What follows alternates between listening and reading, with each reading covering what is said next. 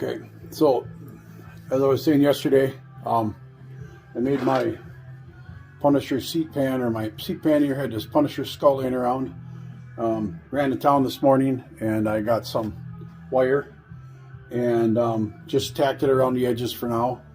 I thought about doing like plug welds, but I didn't want to have a bunch of dimples and a metalwork to the skull itself, so I went with the outside edge, as you can see. A lot of that will be cleaned up a little bit, but it's going to give it kind of a riveted, industrial, apocalyptic, barbarian, type look to it, I guess. So all I did was I got these two dies or metal plates here that I got from somewhere, I don't know where. And what I did was they're spaced apart just a little bit bigger than this pipe here. And I take that pipe in there and just hold it gently. You're not putting a lot of pressure on this. This ain't very thick steel. I think it's 1/8" plate, mild steel. And it little increments as you go. Just keep going. Yes, this die I'm not rolling into a round half die. I do not have one. But if you just keep going slowly and slowly bringing this out as you press down, you'll make that radius in there pretty easily. So it's kind of hard to do this with one hand, but maybe I can bring it down a second here. We kind of get it in place there like so, and you'll see it's just a little. You'll see it coming up just a little bit. Just gentle gradual pressure over the course of that radius, and you keep taking it out and finding a spot that you like, finding a shape that you like, and you end up with a decent little radius on there. I suggest if you're doing this at home, if you're making your own seat pan, don't make them real flat. I got seat pans on the other bikes here that my ass is always sliding off them. I got a red chopper over here that's got a 100-inch RevTech in it, and it's a gnarly motor, 110 horsepower, 120 some foot-pounds of torque. And the seat I bought for that is kind of a flat one. It's got to be changed out because every time I crack the throttle, my ass goes off the seat right onto the rear fender. And it's a solo seat with springs because it's a rigid. And if anybody tells you that they're comfortable riding a rigid without a spring seat, I don't believe them, because they can get pretty uncomfortable pretty quick. So this is my seat pan. I'll take another video here after a while. I'm going to try to figure out how to edit these things together instead of taking 25 videos. Maybe I can make a little bit longer video and piece them all together. So like I said, bear with me. I'm new to this. I'm trying it out. I figure I do this stuff all the time out here in the garage. I used to have a shop called Hitman Custom Cycles. I did tattoos and worked on bikes, and everybody felt like they knew you and they wanted everything for free. So now I just do it for myself. I don't even work on other people's bikes, just because they just, everybody wants something for free. So that's it for now. Thanks. Hopefully I'll have another part of this video all edited together when I'm making the bracket and putting it on the bike. I'm going to finish the bars up today, and then I'm going to weld that fender together. Okay, second part of today's video. I'm pretty much done with most of the fab on this thing. I'm kind of digging it. Let me switch the camera around here and I'll show you guys what I did for the seat, the sissy bar, and then I have a little garnishment, I guess you could say, I put on the handlebars. So here's the solo seat. Springs are welded to the pan. I got some round stock here, welded with a washer. Got the height decent. I think I'm going to take this and put it back in the press again. I got a nice radius here, but I think I need just a little bit more down here. Decided to keep these bolts. I found an old shackle that I was able to mount, weld on the bottom side of the pan. Nice and strong. This pan is more than sturdy enough. I don't need the bracket all the way down the middle. And then this fender, I had to, as I said before, I had to slice it a little bit to get it to fit the contour of the rear wheel. The only issue is this fender is really thin. I like the shape. It's got this natural lip back here, but it's really thin. So what I had to do was I had to actually lap it about 1/16 of an inch to get the weld to hold so I wasn't blowing through. There's some more metal work here to do. But what I'm going to do to help cover this up, I'll do more tack welds, spot welds in between these on both sides.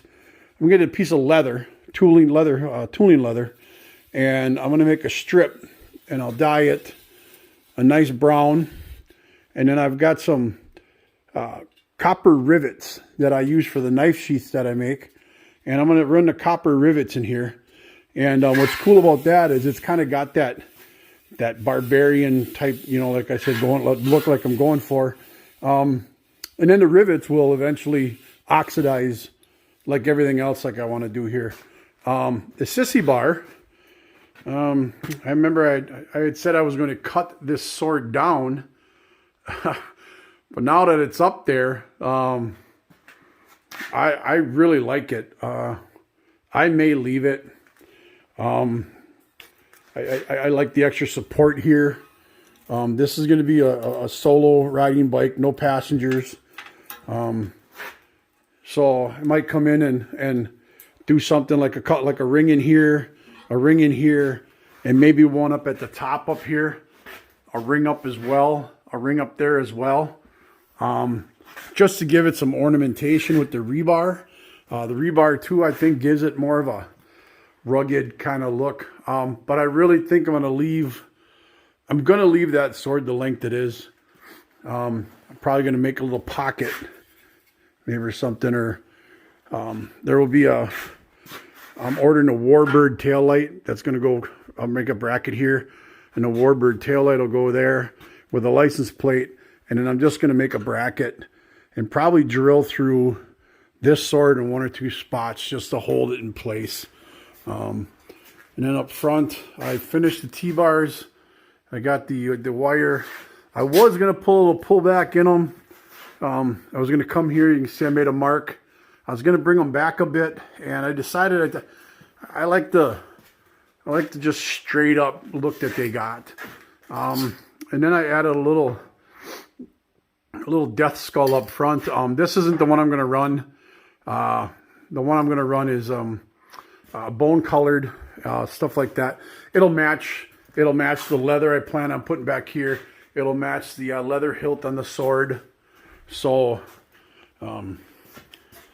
I think that'll look pretty sweet when it's all done. A little death skull up in the middle of the bars, in the middle of the berserker bars that I made there. And of course the rebar and the sissy bar matches the rebar on the motor mount that I made, and then the headlight mount up front. So I think the fab on this is mostly done. A little bit more work on the sissy bar, a little more welding. Like I said, I'll go to Fleet Farm or Home Depot or Tractor Supply or Lowe's or something and see if I can't find some rings. I know they make some rings for chains, shackles and whatnot, that I can maybe put a couple rings in there and one up on top. So I think the seat turned out awesome. You can see it here. I'm not doing anything to it. I'm going to just let it do its thing over time. Tanks, like I said, gonna leave it all the same way.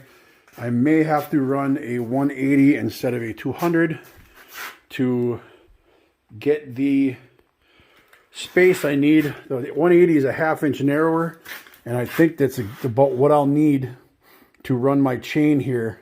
I can space the chain out to run a chain on this bike here.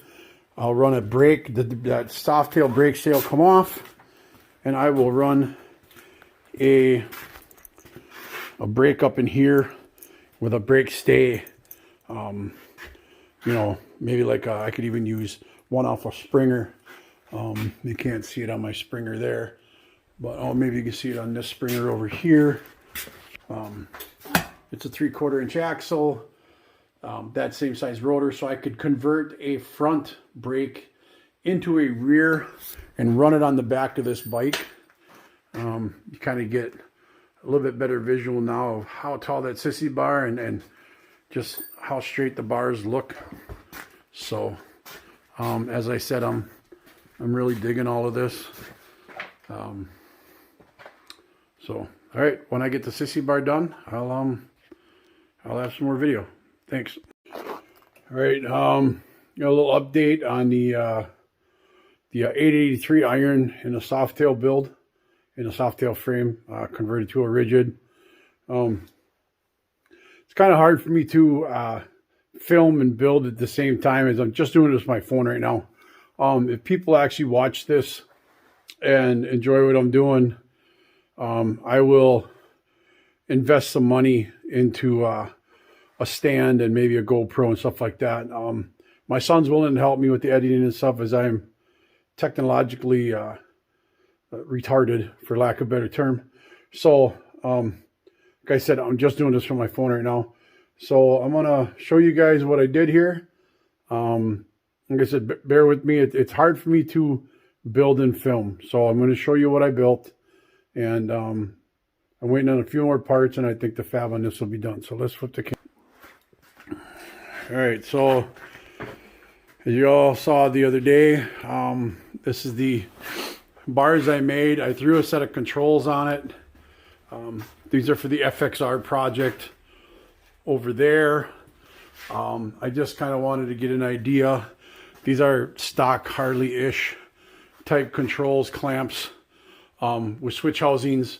I plan on putting some switches on that because that is for Heidi Ride, my girlfriend. That way, you know, she's got her directionals and all that kind of stuff. I've decided to leave this in here. This was just a piece of brass that's been laying around forever. Probably would have never been used for nothing. And I'll polish it up, stand up a little better, but now it's got a purpose. So it is part of this bike.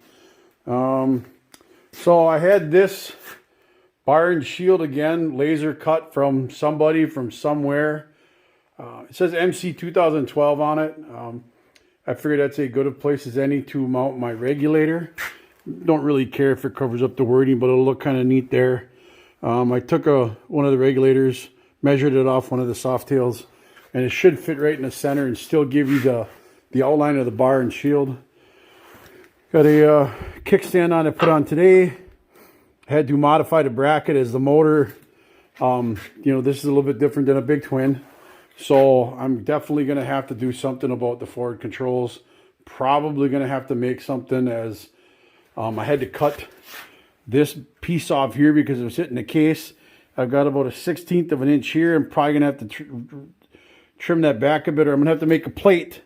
I'll have to get some extension plates, and I don't have very long legs, so maybe bring these forward about 2 inches. So I said, there's a seat pan I made yesterday with the Punisher skull. Probably going to throw a little bit more shape in here. But today I finished up my rebar sissy bar with my Conan sword finally mounted. I got my tabs here. Again, all the welds have to be cleaned up yet. Everything's structurally, I mean, it's welded good, strong, but they got to be cleaned up yet. As I said, I'm going to make a leather piece to go down the center of the fender, and then what I'll do there is I'll do wider here up the tank with the same thing to cover this. No Speedo, no dash, brown leather or tooled leather dyed. I'll probably put some design on it, and then I'll run some copper rivets up there, and the same thing back here. Not going to paint the fender, going to leave it. There is I had to weld these standoff studs to the sword. I tried drilling, and as you can see, there is some rust in some spots on this thing. So it's not very good stainless, but it was strong enough to eat all my drill bits practically. Did not want to heat it in my forge, as would have discolored the whole blade and whatnot. I have some discoloration there. I think I can just take a little bit of steel wool and knock that down with some WD-40. I did lose some of the, this is supposed to look like the engraving in the movie sword. But you know what, it is what it is. So there's my super tall Conan sword. Still gonna put a ring up here. I'll find something, put a nice ring up there on top to finish off the top of that. I have a set of big twin Evo pipes on it for now. They don't fit, obviously, because of here, but I wanted to get an idea of what maybe a set of drag pipes looked on it. I don't know if I want to run these or if I'm going to go with something like these here that dump in the middle. I really love the sound of these on this bike. They sound amazing. They are not loud, regardless. People said if you put torque cones in them, they have a beautiful sound. I do have them same pipes on this Softail here. This is my twin cam swap, my 95 Softail with a twin cam swap, 2005 Road King twin cam. Again, they sound amazing. You put the torque cones in there and they sound really good. So I got an oil bag. My oil bag showed up today. Heidi's bringing it up. It's a round oil bag with a battery box. I'll probably utilize the battery box as there isn't much room here. I tried putting a battery in here today, and I'm just not going to fight it. I may make a small box down there and hide the electronics in there, and then there ain't going to be much. But I always like running fuses in my bikes in case something, I don't burn the bike down. Probably run that in a key switch here, a plate with a box with all the electrics in it, and then a key switch down here. Probably 3 position, I'll start it there. So that is today's update. And when I get the oil bag in, I will show a little video of that. As I said, that skull's going. I don't like the green. I got a bone colored one coming that'll match the color of the hilt, and then the tooled leather will be that same color roughly on both. So I'm gonna leave the fender and the tank the way they are.